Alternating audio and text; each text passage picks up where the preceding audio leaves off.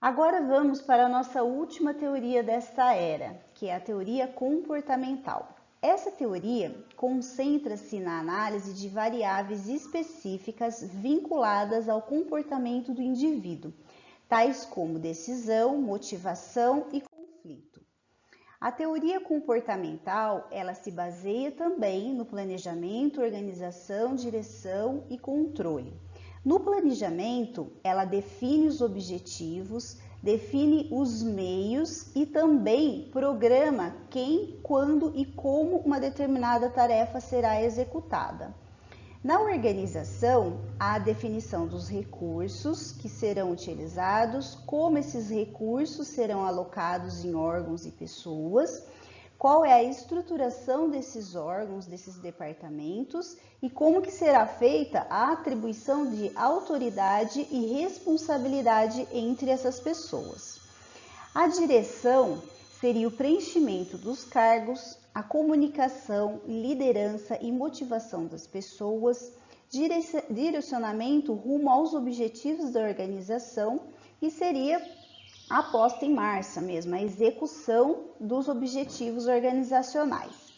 E o controle seria a definição de padrões de desempenho, a avaliação desse desempenho, comparação desse desempenho com os padrões que foram definidos e se toma uma ação corretiva caso ocorra algo fora do que foi planejado. E isso se torna cíclico. Notem aqui que cada uma desses departamentos, cada uma dessas funções, elas dependem umas das outras e elas se relacionam umas com as outras. Agora vamos ver cada uma das funções administrativas com a sua base de atuação e definição. O planejamento baseia-se em ideias. Então, ele tem por fixar objetivos e pré-determinar um curso de ação futura para alcançá-los. Já a função de organização, ela toma como base as coisas. Então, ela vai arranjar e relacionar o trabalho para o alcance dos objetivos fixados. A direção já foca pessoas. Então, ela vai designar as pessoas e provocar a ação intencional em direção aos objetivos. E a função de controle, ela busca resultados.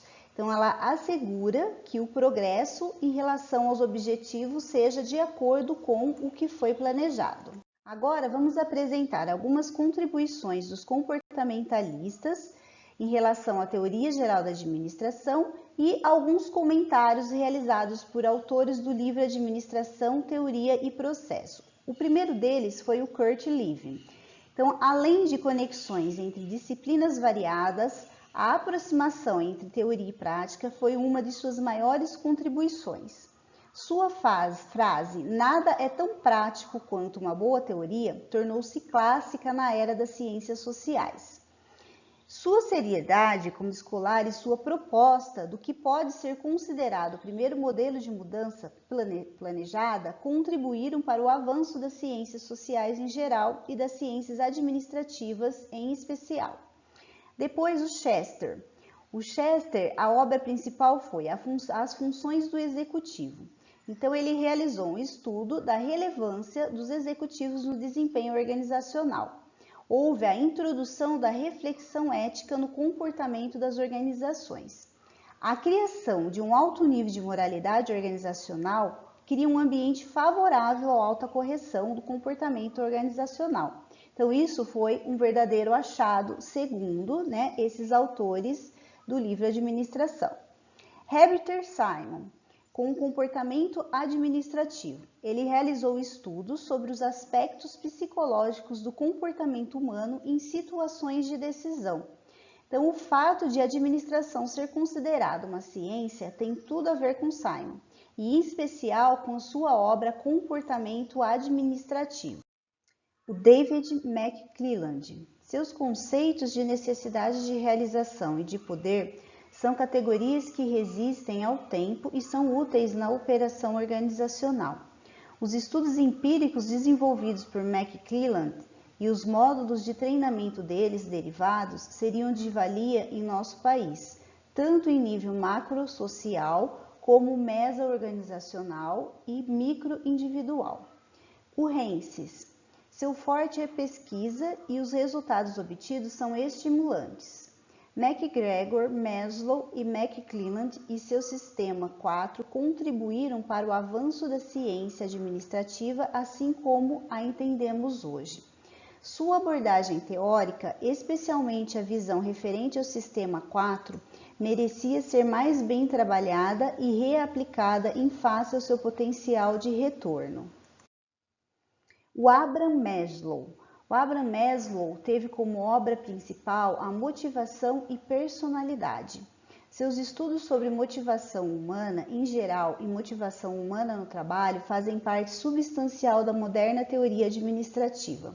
A contribuição de Maslow para o entendimento do comportamento humano ainda está longe de ser conhecida e efetivamente utilizada. Nós vamos falar na sequência sobre a pirâmide Maslow. O Frederick, o trabalho e a natureza do homem. As distinções entre fatores higiênicos e motivacionais contribuíram para um melhor entendimento do comportamento humano no trabalho. Seu trabalho é complementar ao de Maslow. Sua teoria merece ser testada em outros ambientes e em outras organizações. O Douglas MacGregor, o lado humano da empresa. Seus conceitos referentes à teoria X, teoria Y e à profecia autorrealizável são marcos referenciais na revolução da teoria geral da administração.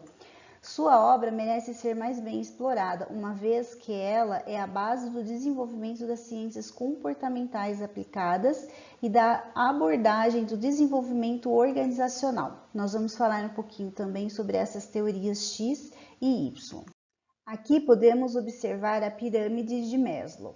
Então, na base da pirâmide estão as necessidades fisiológicas. Então, são as primeiras necessidades dos indivíduos. Quando eles atendem já essas necessidades fisiológicas, eles já passam a se importar mais com as necessidades de segurança. Então, o que seriam as necessidades fisiológicas, por exemplo? Ele ter, por exemplo, uma residência. Então, ele tem uma casa. Aí, ele já começa a se importar mais com as necessidades de segurança. Eu preciso me sentir seguro onde eu moro, né? Mas antes eu preciso ter onde morar.